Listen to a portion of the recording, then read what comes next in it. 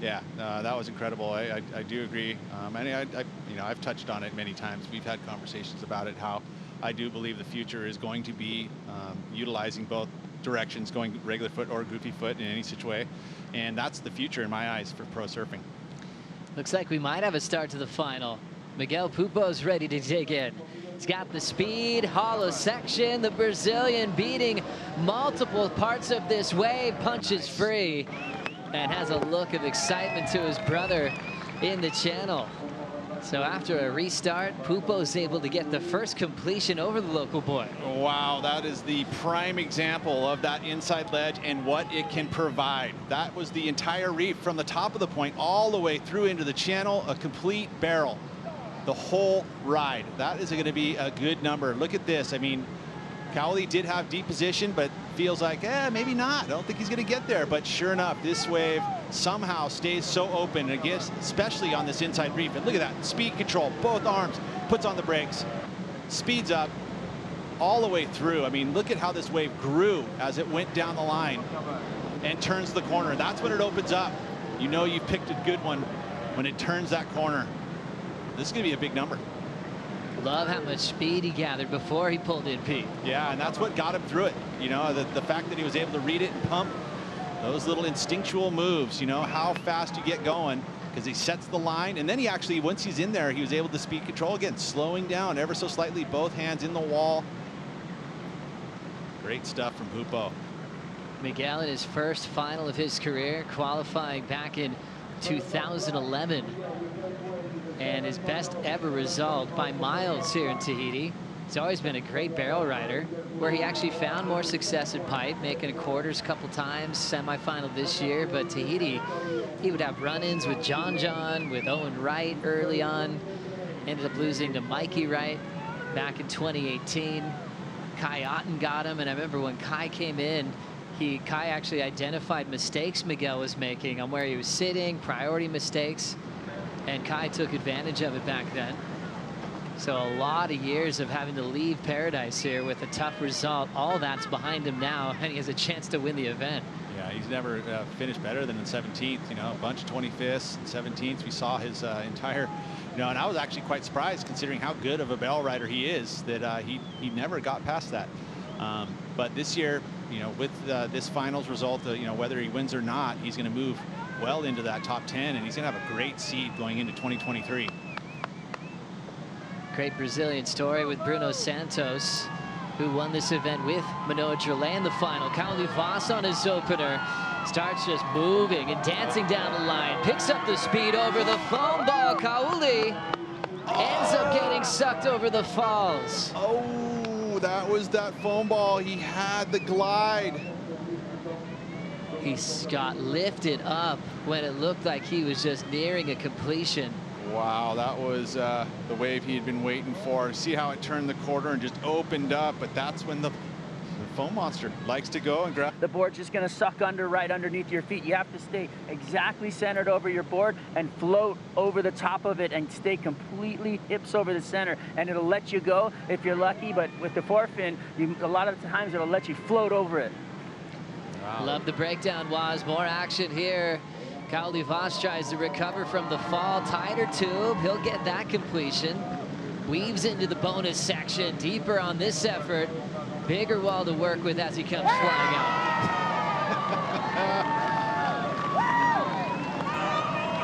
The local Tahitians didn't know if he was coming out of that from that angle. He disappeared way on the shallow reef. What a reaction when they saw Kauli's head pop out the other end. Great read once again. He saw that had that extra energy bubble on the corner. He stayed with it, and then really the drive back. Again, such a good instinctive read. At the very beginning of this, you're like, oh, what's he doing? But he saw it down the line. That's when he gets out of this one, sets it up with a little stall, bottom turns, again, kick stalls into it, and then in the bubble, as that wave grows, flies out of there. This is a great comeback wave. You know, you're mentioning about the foam ball, but you saw when he was in that one, he wheelied through it. This one here, no mistakes. He's going to get himself. He's so technical on this reef. He really understands the barrel. He's going to be one of the best tube riders ever.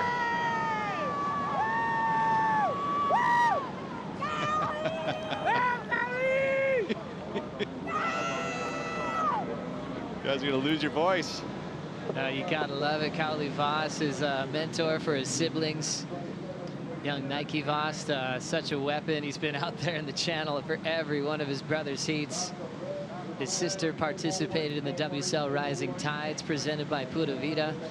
It's just such a family affair for the Vaast family. Making the decision to move very close to this wave at Teahupo'o, and boys have paid off in a short period of time. Winning the final over Tahiti for the trials, that's a huge feat right there. Sure is. All the best local specialists fighting for this spot, now in there for the second time, and he's trying to be the first to win it. Yeah, it's pretty impressive, you know, and I think that there's going to be a lot more wild cards that'll probably get there. Pulling in, super casual, Pupo will get the exit. Kicks out immediately. This score will back up the 7-point ride. Last score for Kauli Vaast in at a 4.83. So Pupo still in the driver's seat of this final. Nice little backup there. Miguel staying busy. You know, I like that you don't look too long. You don't want to wait too long. Keep it going. Keep the cycle moving. Yeah, just reflecting on the wheelie basically of Kauli Vaast. Uh-oh, look at this one. This looks like a pretty good one. Starting to draw off the reef already. Kauli Vaast straps into this one. Super late. Kicks out immediately. Didn't have that speed. You had to climb over the ledge rather than underneath it to get that extra squirt. Don't know if it really had that extra, you know, it looked like it was almost kind of a little bit further out of the inside ledge, so it didn't quite barrel right out of the gates. All of a sudden, everyone in the channel is your coach. Yep. They're whistling, they're cheering you on, and you have to be able to enjoy that support, but also identify the right wave to take off on. Let's have another look at Miguel's wave. Yeah, Pupo, you know, drives into this one. You know, this one's shortened up. It didn't have the corner that comes around to open up that barrel, so it's going to be just a quick one. Probably comparison to the 483, so just the outside section didn't have the inside bowl. But again, nice to back up the 7-point ride. Apply that pressure, because you never know when it can go quiet for 20 minutes. Certainly. Kauli Vaast now with priority just needing a 2.18. He seems to be the best at adapting to this wave, understanding every part of the reef. He's gotten keeper scores all over it, especially with a severe combo over Kelly in the semifinals. I think that's why the local knowledge is, you know, especially at a place like this, being able to understand and move around the reef and identify waves that are going to give you points, you know, the channel waves and where you need to be to catch that wave to get the maximized barrel time, and you know, up the point and then maybe mid-reef. I mean, those are exactly what that local knowledge will give you. Bruno Santos, who won this event for Brazil back in 2008. Just hard not to get past these comparisons. Goofy foot Brazilian over a local Tahitian wildcard back then. We've got a similar thing now. Pupo is a full-time competitor. That's the difference between himself and Bruno. Bruno Santos is always here, helping out the Brazilians, staying together, paddling out with them. Seeing so many final appearances more recently from a world-famous Brazilian goofy foot, Gabriel Medina. That ultra consistency. Gabriel Medina said he'll be resting up, but he's willing on the Brazilians to do well in this event, and I think Miguel felt that the most from the 3-time world champ. So true. You know, there's some similarities to actually Kauli and Bruno Santos in the way that they're both goofy footers and the way they roam the reef. Matahi, a regular footer, but I'm sorry, the brother. Manoa, the regular footer, one of the best backhander barrel riders out here at Teahupo'o. He understands, and so that, I mean, I remember that final. It was kind of a little bit more of that kind of smaller size on the back end of a swell to finish that one out, as I recall. And you would verify on that for me? Yeah, that's right. Yeah. Gosh, there were so many different moods to that year. So much great history, especially with goofy foot domination from Mark Akalupo in the first one in '99. Corey Lopez, CJ, and Damian Hobgood. Bobby Martinez, multiple-time champ out here. Ace Buchan got an emotional win. 2013, that one was over Kelly as well. Entering the Medina era, which was unbelievable, and led to Owen Wright winning back in 2019.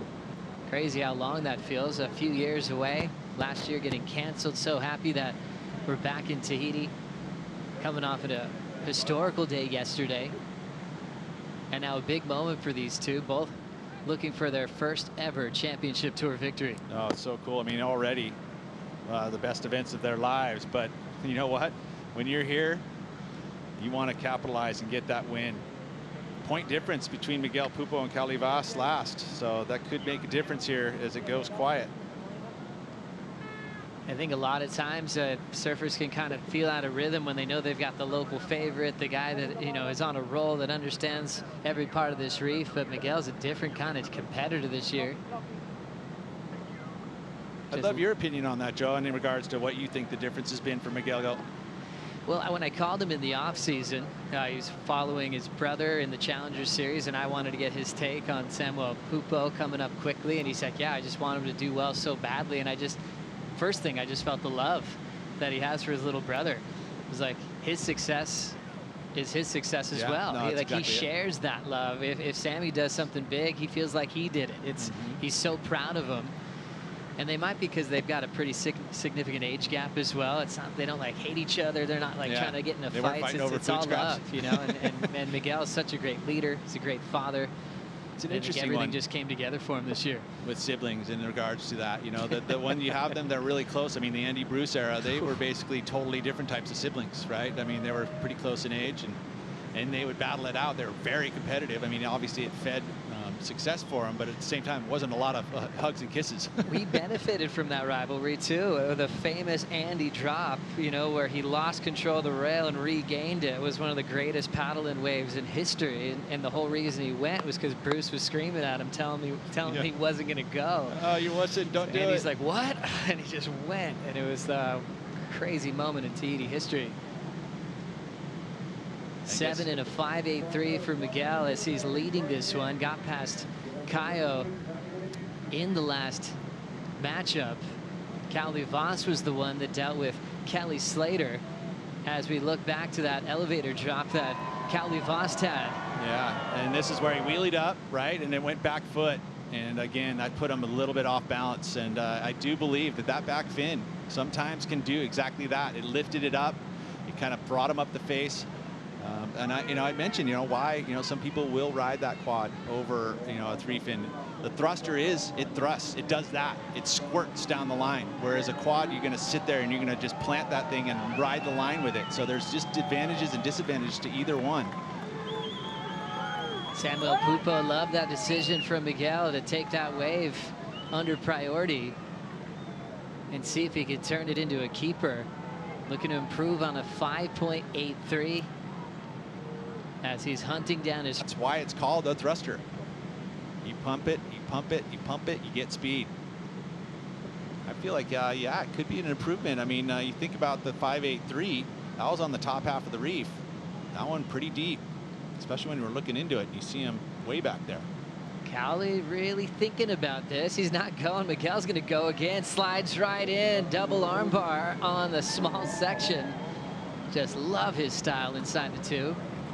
Yeah, one of the things I think that is great for Miguel that's slightly different than Kauli is the fact that he does have the ability to slow down with his feet, because his footwork, I mentioned it earlier, I showcased where he puts his feet, and he rides above the grip and almost rides that probably 14 to 15 inches up the tail, and he's got great control, like able to slow himself down and even utilize the rail to squirt the board, but able to use the feet to slow him down, not only the hands.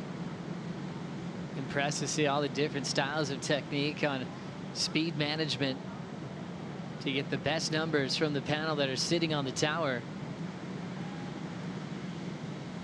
Miguel Pupo sitting a little bit wider than Kauli Vaast, and Kauli starting to look interested. Paddling towards the west peak a bit. They may like this, and he sees it. Everyone in the channel wants him to go. Does Kauli want to go? He will commit. Deep on the opening section. He completely disappears. There's the spin. The wild card comes out after it. Chee-hoo! Teahupo'o comes to life from the channel, but Pupo's on a bigger one. Over the foam ball. Miguel comes out into the channel. Unbelievable.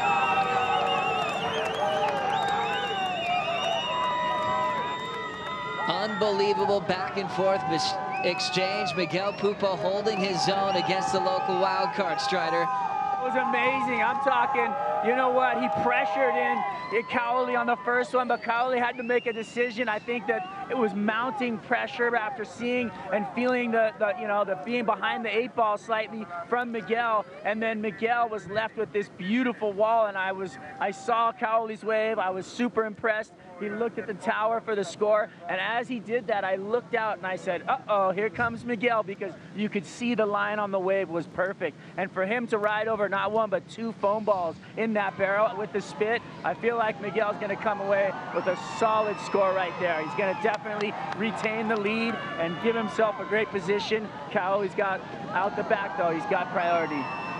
Thank you so much, Waz. That's such a great view of Kauli's wave. It's his best so far, Pete. Yeah, it should be, for sure. I mean, great technique. Look at that right there. I mean, it was perfect. Came out with the spit. I mean, didn't have to ride over any foam balls, and this would be the best wave of the heat in my eyes. But at this point, we're going to say the next wave of Miguel Pupo, feel like that's going to be slightly better. So interesting how wave selection works out sometimes. Sometimes you're thinking, can you only break it down in hindsight? When we're watching this live, we're going, great decision, Kauli. Yep. You look out the back, and there's a bomb for Miguel Pupo. And there really hasn't been those 2-wave sets, and that's just how it unfolds sometimes. You think you make the best decision, and all of a sudden you see this, and watch your competitor behind over the foam ball, over another one, 2 in a row. And much more deeper, much more technical, bigger wave. So all of those elements translate into a bigger number. Be pretty surprised if it doesn't go in the best wave of the heat. That foam ball there, so tough. And again, that's why he is so good, is he's able to center himself much more over the wide point of the board. It's that stability and the ability to pump the board from that part. Look where his foot is. It is on the rail, and his toes are up there. And then he's moving it around. This is the foam ball. He puts it, he plants it, glides over it, no worries. Another pump over the next foam ball, comes out with the spit. I'm surprised if this doesn't go into the 9s. What an interesting back foot. It is. I mean, his footwork has been impeccable this entire event, and I love what he's been able to do. What a cool final. 14:20 to go. Kauli Vaast wants a turn, digs in, driving under the hood, already ultra deep. He will ride out without a problem. Kauli Vaast inspired to get in this heat. We still have to wait for the 2 previous scores to come through at an exciting time in this final. Pupo going toe-to-toe with one of the best here, surfing on his local break, thriving off the emotion in the channel, getting very close to the conclusion of the regular season. 2 surfers fighting for their first win of their career. So tough. The flag came out. It's the one with the flag.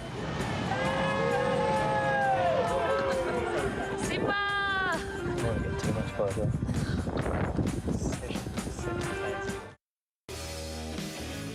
Waves on the way here in the final, 9:25 to go. Miguel Pupo rolls in and steps on the gas incredibly deep. Comes out of the barrel like getting shoved out of a cannon. So much energy flooding through Miguel Pupo's veins. And the one scream he hears the loudest is from the Rookie of the Year, Samuel Pupo, with a great view. And they're all dancing now. So good. And only 1 wave.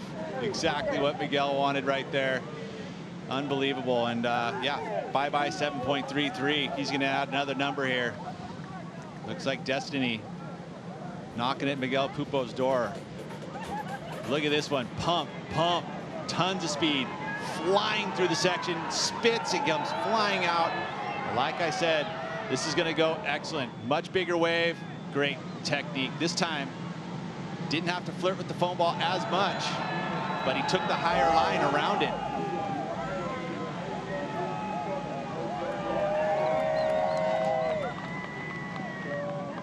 Wow, that has to feel so good for Miguel Pupo, and the biggest heat of his career.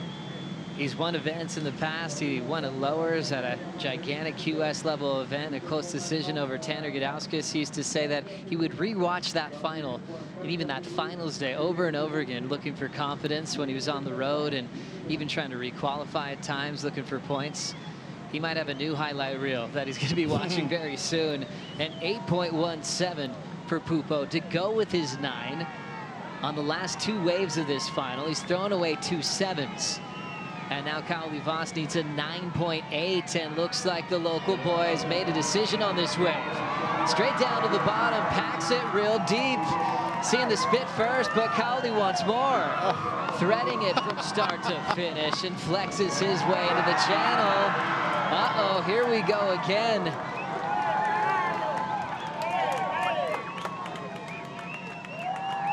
Raimana loving that.